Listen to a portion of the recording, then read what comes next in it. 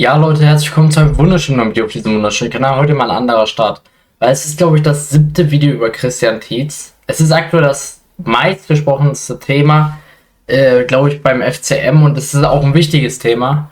Und ich versuche natürlich alles Mögliche, euch als Information zu geben, damit ihr mal wisst, wie der aktuelle Stand ist. Das ist ja im Endeffekt meine Aufgabe. Aber, ganz wichtig, wenn ich solche Videos mache, und da steht zum Beispiel Tietz Vorwechsel zu Elversberg, ist das nur eine Feststellung, die auf das Thema zurückgreift, dass sie ihn wollen und nicht das Tietz will. Das ist ganz wichtig. Ich glaube, das verstehen auch ganz viele falsch, wenn jetzt ich das Elversberg-Video gemacht habe. Viele schreiben dann drunter, dann soll er sich auf gut Deutsch verpissen. Ich verstehe das. Ich verstehe das, dass wir sauer sind. Ich verstehe auch, dass ihr sauer seid. Ich bitte euch trotzdem respektvoll damit umzugehen. Heute ist nämlich wieder das Thema und da persönlich verstehe ich nämlich das am meisten, wenn man sauer ist. Deswegen sage ich das hier vor. Dankeschön an alle, die respektvoll bleiben. Lasst hier ein Like und ein Abo da. Das würde mich riesig unterstützen. Ab 99 kann man Mitglied werden. Dankeschön. So, und damit sind wir dann wieder hier. Es ist wieder soweit. Christian Tietz, es gibt wieder neue Gerüchte, neuere Gerüchte als sonst. Denn wir gehen erstmal auf das ein, was sehr wahrscheinlich nicht passiert, und auf das ein, was passieren könnte.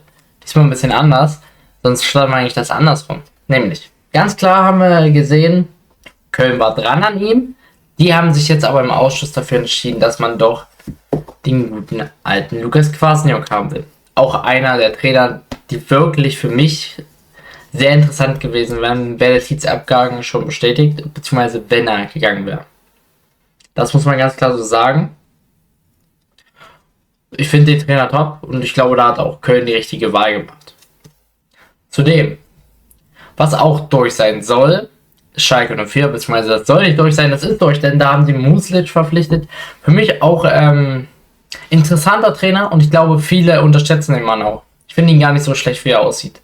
Laut Statistik ist er ein ordentlicher Trainer. Die Frage ist nur, ob er mit so einem großen Verein klarkommt. Aber das ist nicht unser Problem, muss man sagen. Auch Elversberg war dran an ihm, hat klar gesagt, dass sie Interesse haben. Auch dazu habe ich im Intro was gesagt, dass solange ich sage, dass sie nur Interesse haben, dass nicht Tietz Interesse hat. Also, weil vielleicht bringt das so rüber, dass Tietz jetzt Hauptsache irgendwie weg will. Das kommt einem auch so vor, ja. Bloß die Vereine sind nur interessiert. Von den 6 oder 7 interessierten Vereinen bisher wollte auch Tietz wirklich nur zu 2 oder 3 höchstens. Also, beziehungsweise er hatte ein gewisses Interesse. Das nochmal im Vorhinein, bevor wieder sehr viele Leute sauer werden.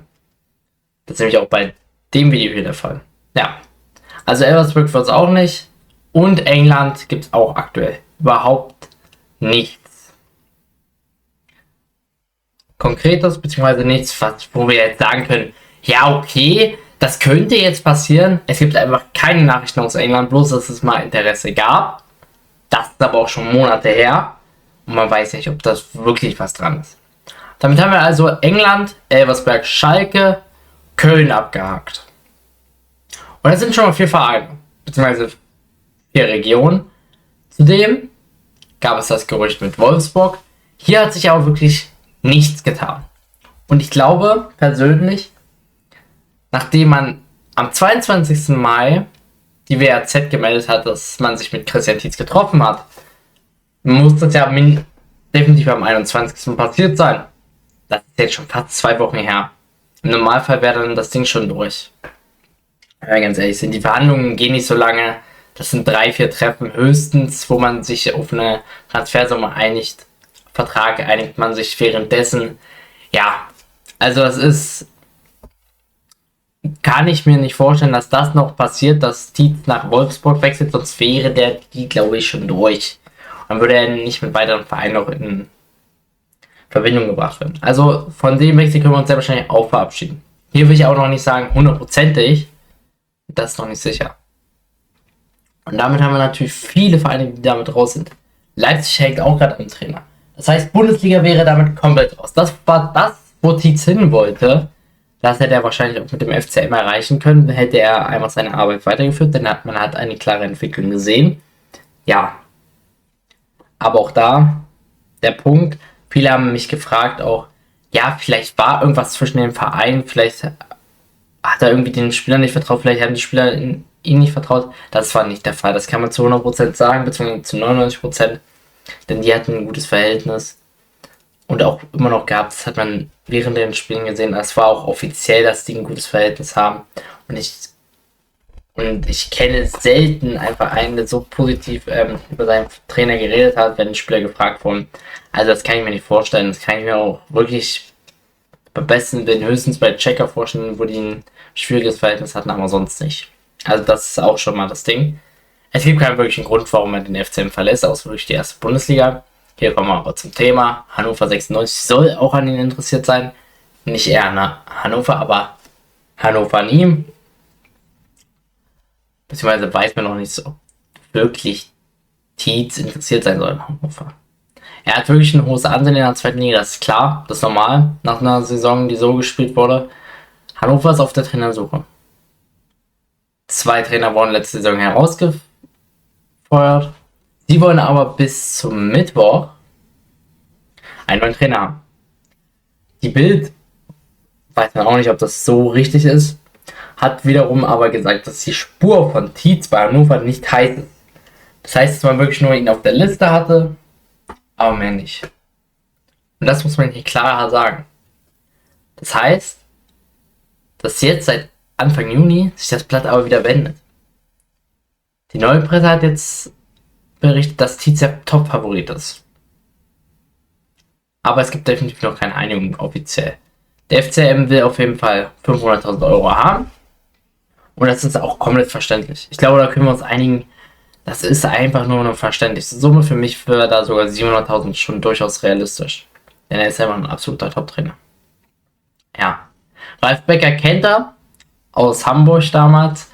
Und er hat ihn gefeuert. Tietz. Ich weiß nicht, ob das jetzt so das beste Ding ist, so zwischen den beiden. Aber da will ich mich auch gar nicht zu äußern. Wenn die ein gutes Verhältnis haben, dann ist es so. Auch wenn er ihn gefeuert hat. Ganz einfache Sache. Damit kommen wir nämlich zu meinem persönlichen Fazit. Ich glaube, wir können uns alle gemeinsam die Hand reichen, dass das absolut lächerlich ist, wer dann nach Hannover wechseln würde.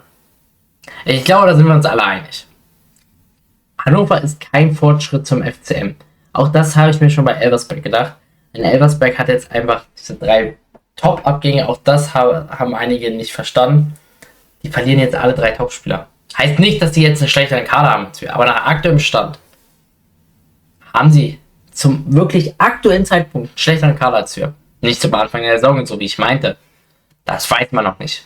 Ich will mich auch dazu nicht äußern. Kann auch sein, dass wir nächste Saison den schlechtesten Kader haben. Wer weiß. Deswegen, ganz klar, Hannover hat auch aktuell eine schlechtere Saison gespielt als wir. Das muss man auch sagen. Deswegen verstehe ich nicht, warum er hier seinen Fortschritt in Magdeburg wegwerfen will. Es gibt dafür keinen legitimen Grund. Und da habt auch ihr mit zugestimmt. Wir werden sehen, was passiert. Ich werde euch, wie gesagt, weiter informieren. Auch wenn es vielleicht nervig wird, wenn dann das 20. Video im Monat von Tietz kommt. Aber dafür bin ich ja da. Man muss sich das nicht anschauen. Für alle, die es interessant finden, können sich das gerne reinziehen. Ich sehe auch, dass es euch gefällt. Deswegen kommen die Videos ja auch. Solange ich irgendwas Neues herausfinde. Und es kommen ja auch zwischendurch andere Videos, wenn andere Gerüchte herumschwimmen. Wie gesagt, bleibt einfach nur fern in den Kommentaren. Das ist das, was ich mir wünsche. Keine Beleidigung gegen Tietz, denn dafür hat er wirklich viel zu viel für den FCM erreicht. Ich kann verstehen, dass Leute sauer sind. Das ist ganz normal. Und das bin ich auch. Aber dann würde ich sagen, war es mit diesem Video. Dankeschön an alle, die sich das zu Ende geschaut haben. Und damit bis zum nächsten Mal.